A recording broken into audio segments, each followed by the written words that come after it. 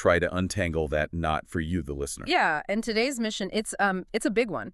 We're looking at this whole theoretical architecture. You could call it a socio-cybernetic model of control. Socio-cybernetic. It sounds complex, but it really connects some deep stuff, like our basic biological vulnerabilities, how stress, especially chronic environmental stress, messes with our internal operating system. Right. And how that connects up to, well, societal steering, modern AI surveillance, and even the ways populations are kept divided and just reactive. That is a staggering scope. I mean, really connecting the dots from our biology all the way up to AI and society. Exactly. We're starting from the ground up, arguing that, human traits, even life paths, aren't just random. They might be predictably engineered by the environment. Engineered. That's a strong word. Well, steered, maybe.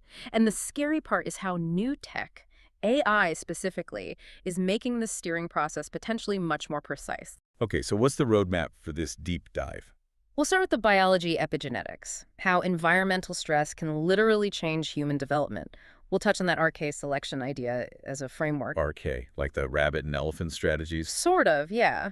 How stress pushes towards that reactive R mode. Then how the control structure uses things like scapegoats race, manufactured crises, money issues basically to protect itself, keep people looking elsewhere. And then the tech piece. Absolutely. AI comes in big here, not just as a tool, but as this mechanism for predictive control, even reality hacking. Think like a new MKUltra, but digital and scalable. Okay, wow.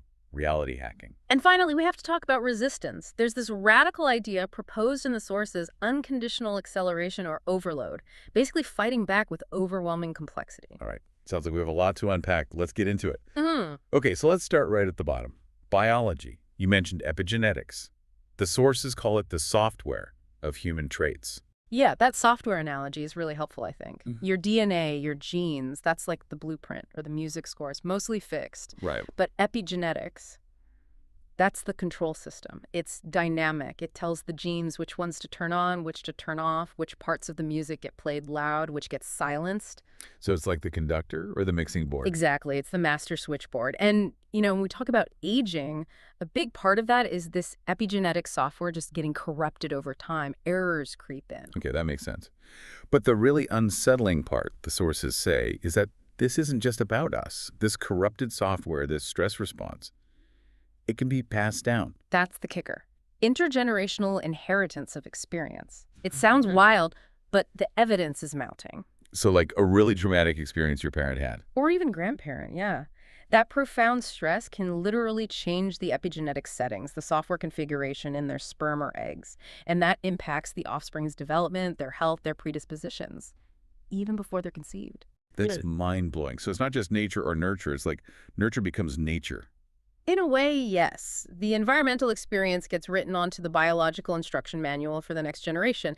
And this is where we have to connect it to man-made stressors. Okay, with what? Things like deliberate district zoning that creates resource scarcity, or forcing people into ghettos, or the experience of being a refugee constantly displaced, or living in a food desert. You mentioned food deserts. The sources define that pretty specifically, right? Yeah, it's not just about having food nearby. It's about the lack of fresh, nutritious food within walking distance. So, maybe you've got 3 fast food places and a convenience store full of processed stuff, but no grocery store with fresh vegetables for miles. Got it. So it's an environment of scarcity, but specifically scarcity of healthy long-term fuel. Precisely. And these kinds of man-made scarcities, these high-stress environments, they push populations towards one end of that RK selection spectrum we mentioned. Okay, refresh us quickly on RK. So, our strategists think rabbits. Lots of offspring, short lifespan, focus on rapid reproduction and survival in unstable, unpredictable environments. K strategists think elephants. Fewer offspring, longer lifespan, heavy investment in each one. Focus on stability, planning, long-term thinking in stable environments. Humans are generally K strategists, right? We plan, we invest long-term. Naturally, yes. But the sources argue that if you put humans for generations into conditions of chronic instability, extreme poverty, violence, constant economic shocks, the stress of being marginalized or displaced. Like living in a ghetto or as a refugee. Exactly. It's like applying intense R strategy pressure. The environment demands a reactive, short-term survival focus. Your epigenetic software gets configured for high alert, for immediate needs, not long-term plans. And this isn't a conscious choice. It's a biological adaptation. It's presented as a deep physiological baseline shift. The body is trying to survive the immediate reality. It's not about willpower or culture initially. It's the body adapting to relentless stress. So these environments may be created by things like zoning or displacement. They're essentially engineering populations to be more reactive, more R strategy. That's the disturbing implication, yes. Structurally engineering our strategy behavior. And what are the downstream consequences for people, for society? Well, if you induce that our strategy mindset socially, the sources suggest you see predictable patterns, a focus on immediate gratification, maybe substance abuse, difficulty forming stable long-term alliances, whether political or financial. Chronic anxiety is huge. Impulsive decisions. Because the focus is always on the next crisis, the immediate threat. Right. Your whole system is primed for now. Yeah. Long-term, complex, critical thinking, the kind you need to analyze and challenge the system causing the stress, it becomes incredibly difficult, maybe functionally impossible. You're just putting out fires. Is there solid evidence for this passing down through generations? There is. The sources point heavily to the Dutch hunger winter, 1944-45. It was a very specific, localized, man-made famine, a terrible natural experiment. What did they find? It's become a key data set. People who were developing in utero during that starvation period, their children and even their grandchildren showed significantly higher rates of chronic health problems. Like what? Diabetes, hypertension, obesity, even higher rates of schizophrenia. That intense nutritional and emotional trauma during a critical developmental window seems to have structurally altered the biological baseline for generations that followed. It proved this heritability in humans. That's stark evidence.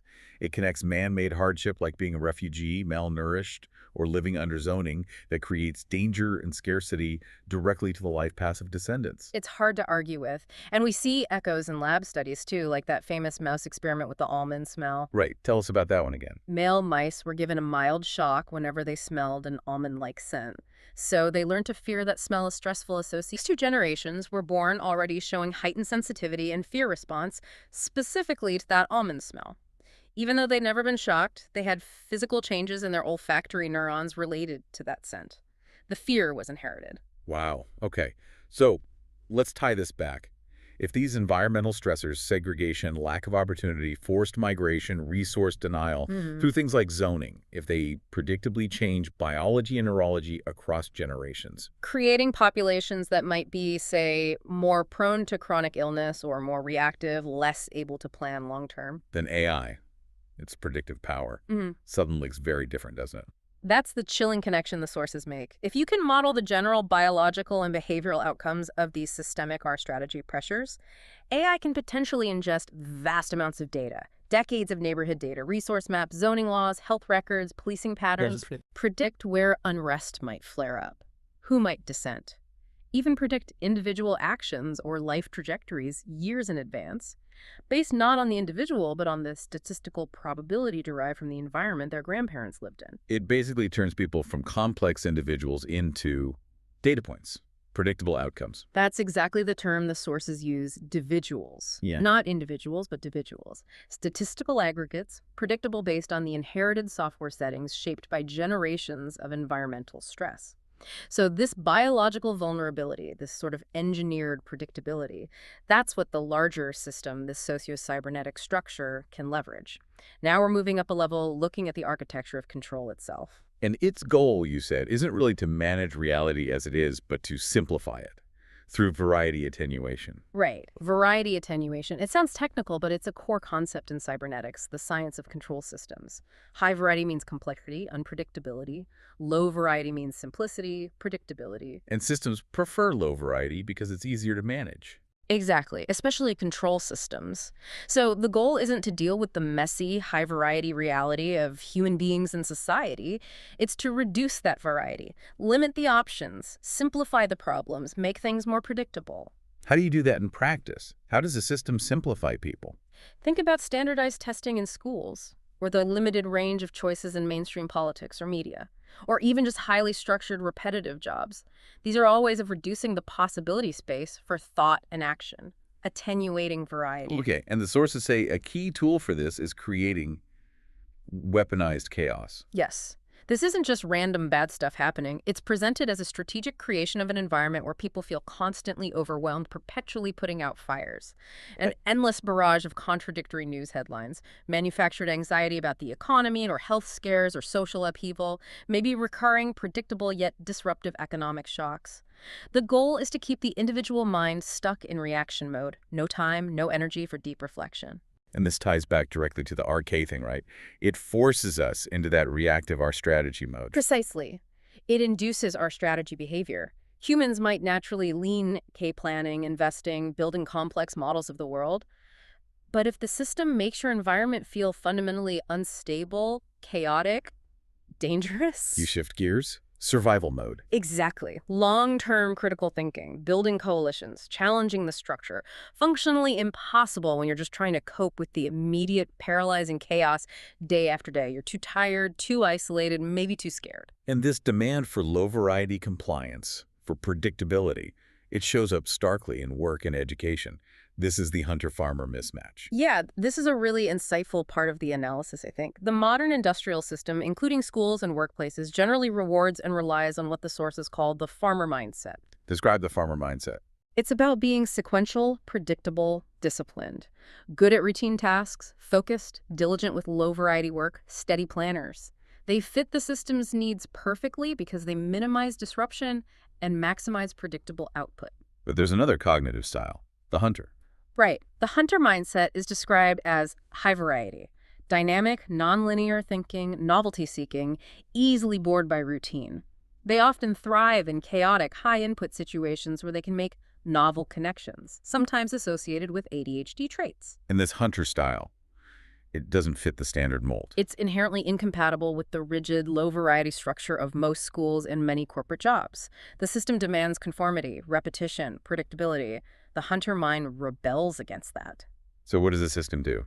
This is where the sources identify a crucial trick. The system needs to maintain low-variety compliance, so it has to pathologize the hunter mindset. Pathologize how? It takes traits like restlessness, nonconformity, boredom with repetition, needing diverse stimulation, and frames them not as a different cognitive style, but as a disorder, as chaotic, dysfunctional, and individual failing. So instead of the system adapting to include different ways of thinking, the system enforces its rigid structure, linear tasks, fixed schedules, and when the hunter mind struggles or acts out, the response is often medication, behavioral modification, labeling. it turns a mismatch between the person and the environment. Into a personal deficit. A problem with the individual, not the system. It's a way of blaming the victim, essentially. And that keeps the structure itself safe from questioning. Precisely. The low variety demands aren't challenged. The variety is attenuated, often chemically or behaviorally, and the individual learns to blame themselves for not fitting in, reinforcing that reactive R strategy state, while the potential innovators, the deep questioners, they get sidelined or managed into compliance. It's control through managing cognition itself. Okay, so if this whole structure is built on keeping things simple, predictable, keeping people reactive, it must need ways to defend itself, right? To stop people from looking up and seeing the actual machinery. Absolutely. It needs robust defense mechanisms. And this is where scapegoating and manufactured distractions become absolutely critical administrative tools. The sources mention race and money specifically, not just as social issues, but as administrative tools. That sounds quite provocative. It is. The argument is that these aren't just unfortunate sources of conflict. They're actively used by the control structure for sorting and for deflection. Let's dig into race first. How does it function as an administrative tool? It's described, pretty bluntly, as the primary administrative category, a tool used for sorting the population into different tracks, high opportunity, low opportunity, basically managing the labor pool. So inequality isn't just an accident, it's functional. The argument is it becomes a predictable, functional outcome of the architecture itself. Remember the RK pressure. The system, in this view, needs a predictable supply of people kept in high stress, R strategy-inducing environments. Administrative sorting, using categories like race, helps create and maintain those necessary conditions. And keeping that sorting mechanism hidden, or at least accepted, relies on divide and conquer. The oldest trick in the book, but still incredibly effective. By actively promoting division, race, class, gender, ideology, whatever line works, the structure makes rational collective discourse incredibly difficult. How so? Well, as thinkers like Edward Bernays pointed out ages ago, Once a group starts believing its own standards are the only valid ones, they just dismiss everyone else. Rational debate across those lines becomes extremely unlikely. Everyone's shouting in their own echo chamber. And that division serves the control structure in two ways. Yeah, exactly. First, it channels all that anger and frustration downwards or sideways. People blame immigrants or the other political party or another identity group. Anyone but the actual architects of the system. It prevents a broad class consciousness from forming that might actually challenge the structure. And second, All that infighting just weakens the general population. It burns energy, creates hostility, distracts everyone from the invisible government, as Bernays called it, that's actually benefiting from the stability the control mechanism provides. this sounds related to the middle-class illusion the sources mentioned. It's another layer of that deflection, described as a phantasmatic construct, basically, a powerful fantasy. How does it work? It encourages people who are genuinely struggling, maybe working multiple jobs, barely getting by, to identify upwards with an aspirational middle-class status, even if their material reality doesn't match. And the effect? It suppresses class consciousness. Instead of seeing themselves as part of a large working class with shared interests against systemic pressures, they identify with a status they hope to achieve, deflecting resentment away from capital. It keeps the focus off the RK sorting mechanism. Okay, shifting gears to a much stranger example of distraction. The Paul Bennewitz case. The sources use this to show how far the system might go to manufacture a false reality. It's a fascinating and frankly terrifying case study in administrative defense using, well, reality hacking. Bennewitz was an engineer living near Kirtland Air Force Base in New Mexico. And he detected something. He did.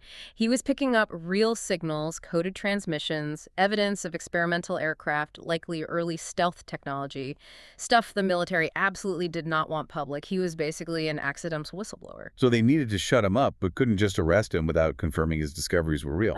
Exactly. So instead of a simple denial, they launched an incredibly elaborate psychological operation, a psyop.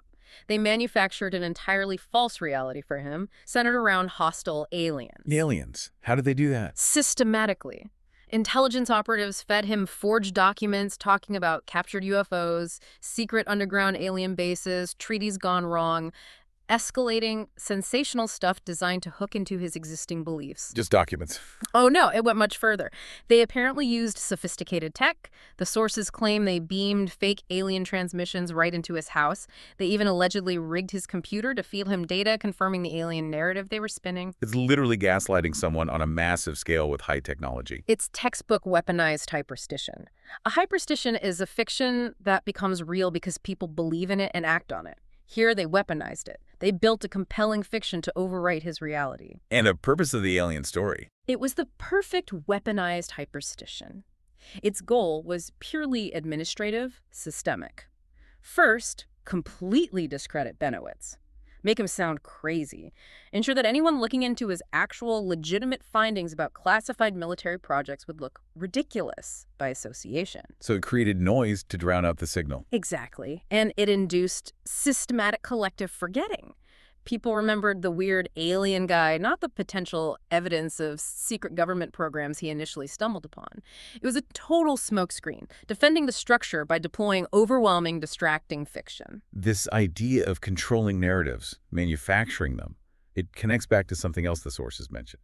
Narrative decay. How long these things last. Right. It's an interesting point when talking about how control systems manage emotion and attention. The sources cite mathematical models of collective memory and attention spans. And what do they suggest? They suggest that even the most powerful, emotionally charged, or divisive narrative, a big crisis, a major news event, even an engineered hyperstition starts to lose its grip pretty quickly. Its peak influence fades significantly, losing critical mass, usually around 10 to 11 days after public attention starts to shift away. Only 10 or 11 days, that's fast. It is. Which means for a system relying on weaponized chaos to keep people reactive. It constantly needs to inject new chaos, a new crisis, a new outrage, before the old one naturally decays past that 10-11 day window. Precisely. It has to keep feeding the beast, maintaining the narrative pressure, because our collective attention naturally moves on relatively quickly. It's like an attention treadmill, constantly needing new fuel.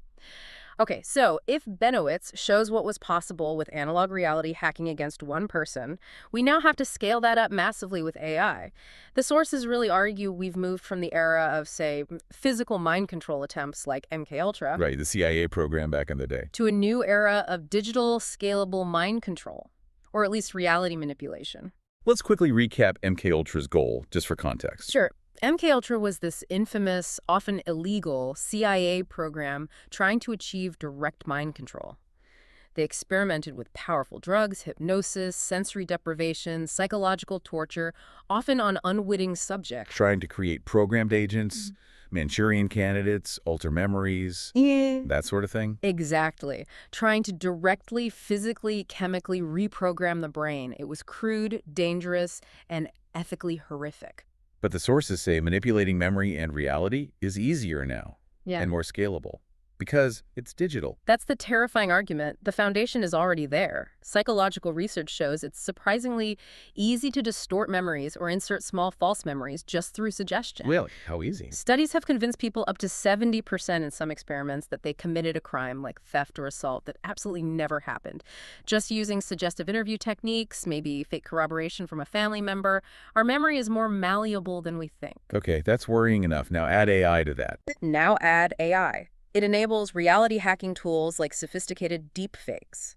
And these aren't just funny internet videos anymore. They have real, high-stakes consequences. Like the examples given. Yeah, cloning a CEO or CFO's voice and video convincingly enough to authorize fraudulent wire transfers worth millions, or cloning a child's voice to make a fake ransom call to their parents. If it can fool finance experts and terrified parents. Then the implication is stark.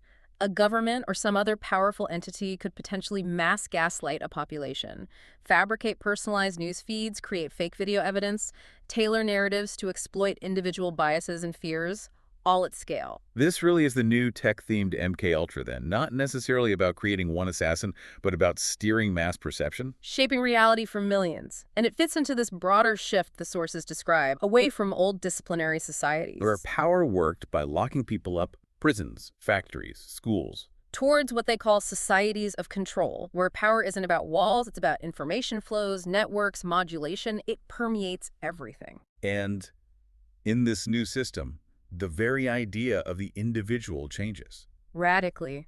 We stop being seen as whole, indivisible persons with inherent rights, individuals, in the classic sense.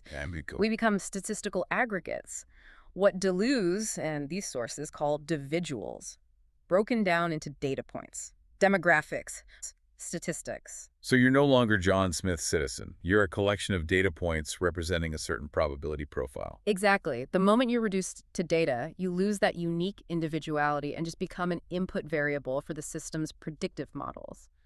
That shift from individual to dividual is subtle, but it's a profound philosophical change with huge implications for control. And this data aggregation is fueled by massive surveillance. Yeah, the infrastructure is key. Systems like Gorgon's Stare, the military program using drones or high-altitude aircraft to conduct persistent, wide-area surveillance over entire cities, tracking every moving vehicle and person. Constantly collecting movement data, patterns. Huge longitudinal data sets. And this data gets fed into sophisticated AI systems like those developed by companies such as Palantir, which explicitly boast about predictive capabilities to anticipate unrest, dissent, and individual actions. Creating this constant predictive automated gaze. That's the phrase. And the scary part is, just knowing that gaze exists changes behavior. If you know you're being watched, modeled, categorized, if your environment is already pushing you towards R-strategy reactivity, and any deviation might be flagged by an algorithm, you self-censor. You conform. The system steers you without overt force, just by existing. And then there's the issue of accountability, especially when these systems are used proactively. The sources talk about AI being used to find and silence dissent early. Yeah, finding potential problems, people likely to cause trouble down the line based on their profile and maybe eliminating them early, or just drowning them in tailored misinformation, pushing them into echo chambers so their dissenting thoughts never gain traction. And if an AI does this, who's responsible? It creates a convenient smokescreen, doesn't it? It's not like the old days, finding the specific agent who planted the fake evidence for Bennewitz. Precisely. If the harm is caused by the algorithm, who do you blame? It allows for plausible deniability. The sources strongly imply that companies developing these powerful AI tools, reality hacking tech, zero-day exploits worth millions for surveillance are operating in a very profitable gray market. Supplying governments, intelligence agencies. Effectively moonlighting psyops, as one source put it. They provide the tools for control and manipulation. And when legal challenges inevitably arise, say someone is harmed by predictive policing or targeted manipulation. The suggestion is that the lawyers for these tech companies often go to court knowing they have a degree of protection, perhaps implicit understandings with state actors. It's easier to blame the opaque AI, the complex system, than to establish direct human responsibility. So they keep getting away with it, or at least the accountability is incredibly murky. And because these tools are so valuable for control, surveillance, and potentially manipulation, the development continues, often shielded.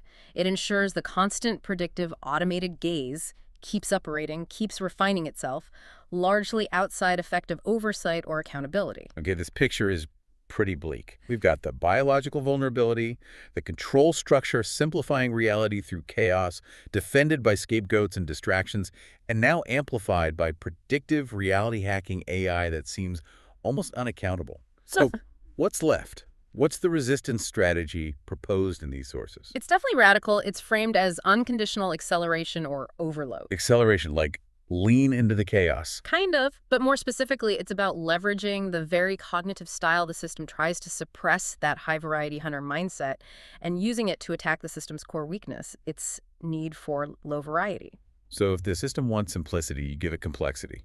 Overwhelming complexity. The call is to push the art pedal to the floor.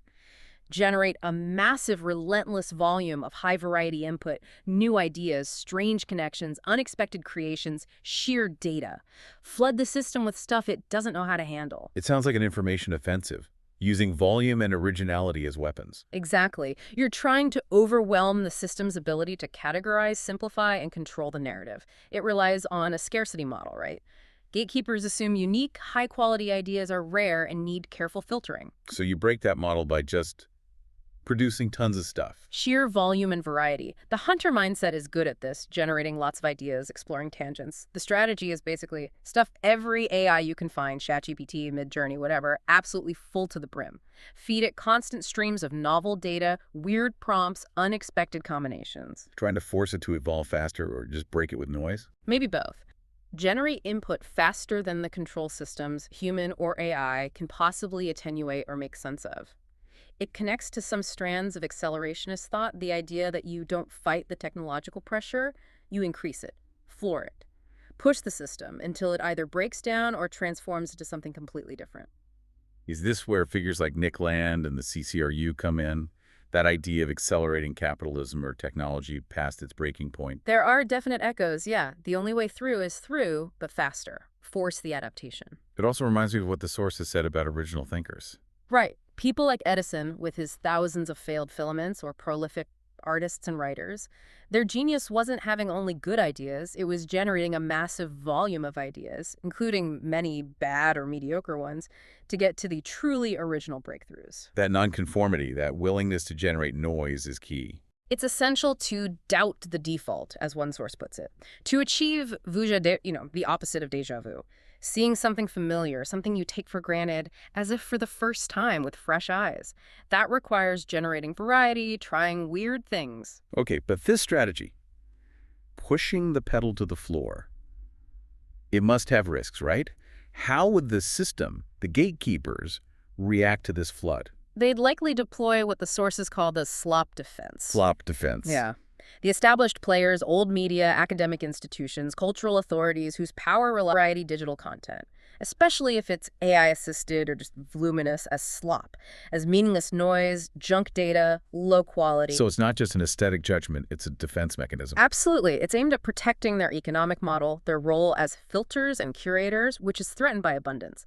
If anyone can generate vast amounts of interesting stuff, what's the gatekeeper's value? So they call it slop to dismiss it. And what about the risk to the individual creator, the person actually doing the accelerating? There's a specific psychological hazard mentioned, famigilin. Famigilin? What on earth is that? It's described as this crushing, almost nauseating feeling of realizing your own statistical redundancy. Meaning, Meaning you pour your heart and soul into creating something unique, pushing your own boundaries.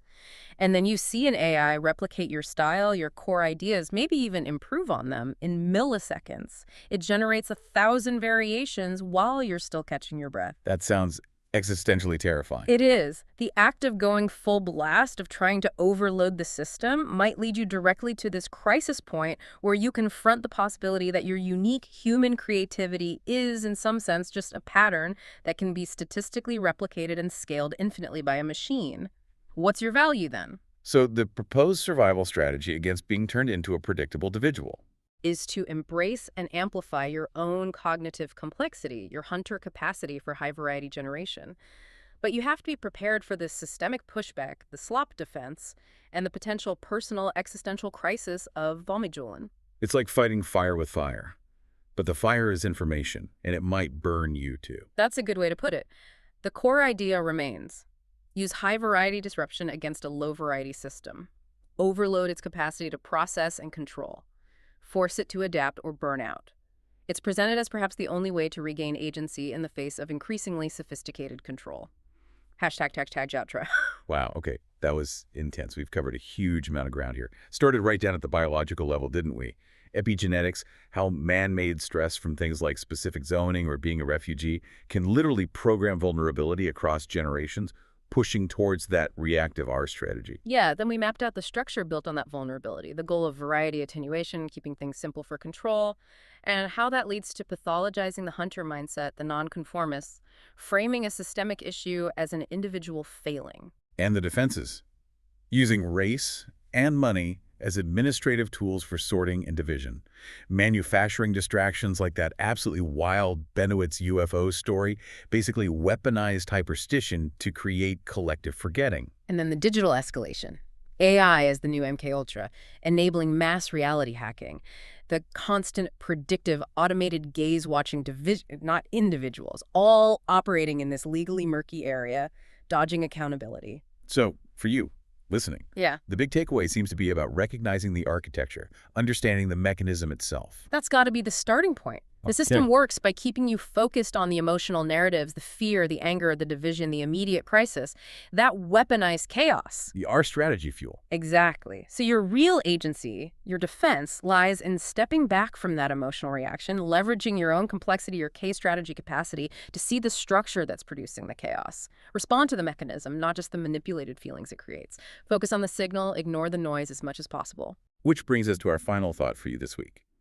It builds on that idea of manufactured chaos and narrative control, specifically that 10-day decay window you mentioned. Right. If the sources are correct and mathematical models suggest that the real grip, the critical mass of even a powerful engineered narrative starts to significantly fade after about 10 or 11 days once public attention shifts. If you can see that happening, maybe even predict when a particularly harmful or divisive story is naturally scheduled to start losing its power. What's the ethical play? Do you just sit back and let the system's inherent memory decay do its work? Yeah. Let the narrative fade naturally into the background noise? Or is there an obligation to intervene? To act strategically, right around that 10-day mark when its grip is weakening, and actively introduce factual counterinfo, or maybe that high-variety creative disruption we talked about, to actually accelerate its demise. Push it off the cliff faster. What's the tactical value and the ethical responsibility tied to that 10-day decay point? Something to think about.